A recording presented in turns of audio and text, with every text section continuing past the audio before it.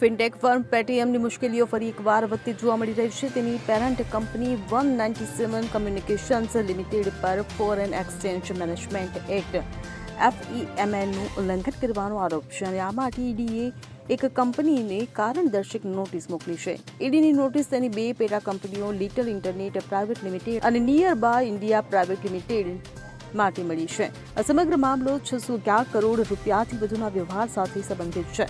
મળતી માહિતી મુજબ પેટીએમની પેરેન્ટ કંપની 197 કમ્યુનિકેશનને તેની પેટા કંપનીઓ લિટલ ઇન્ટરનેટ પ્રાઇવેટ લિમિટેડ અને nearbuy India private limited સાથે સંબંધિત વ્યવહારો અંગે ઈડી નોટિસ મળી છે.